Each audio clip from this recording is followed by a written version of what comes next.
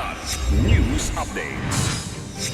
Mga balita ngayon, operasyon ng ICI magsasara na sa March 31. Mga ebidensya isinumite sa Ombudsman. Asawa ng OFW na nasawi sa Iranian missile attack, malugod na tinanggap ng Israeli President. Bishop na pumirmang witness sa affidavit ng 18 dating Marines, hindi humarap sa NBI.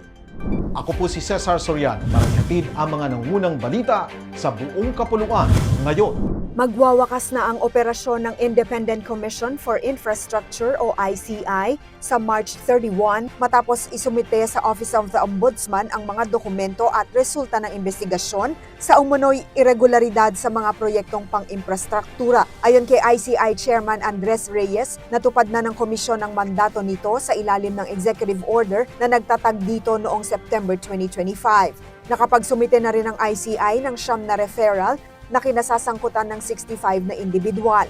Ang investigasyon ay nagbunga ng pagsasampa ng kasong graft at malversation laban sa ilang opisyal ng Department of Public Works and Highways o DPWH, contractors at dating mambabatas na sina Zaldico at Bong Revilla. Nagbitiw naman noong December 2025 ang dalawang commissioner ng ICI na sina dating DPWH Secretary Rogelio Singson at Rosana Fajardo.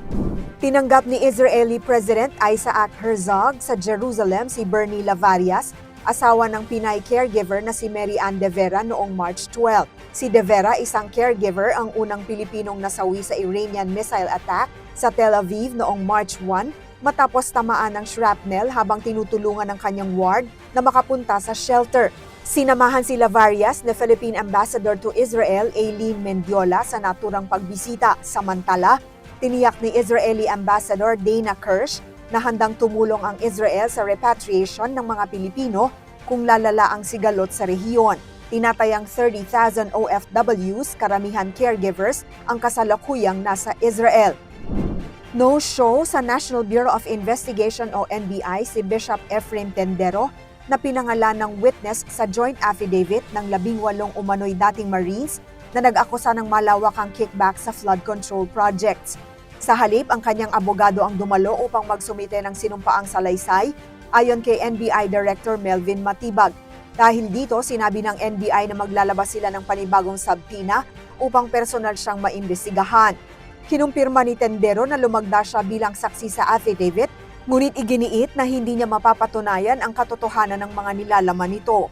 Ang affidavit ay nagmula sa mga paratang ng 18 dating Marines na nagsilbi umanong bagmen ni dating ako Bicol Representative Zaldico sa umano'y 805 billion peso kickback scheme. Nauna nang humarap sa NBI ang 16 sa 18 Marines, Attorney Levi Baligod, dating Congressman Mike Defensor at may bahay nito, March 12, Huwebes bilang tugon sa subpoena. Para sa Kidlat News Channel, ako si Rosalyn Sinchonco, nag-uulat. Ako po si Cesar Soriano, kasama nyo sa bawat pagputok ng balita.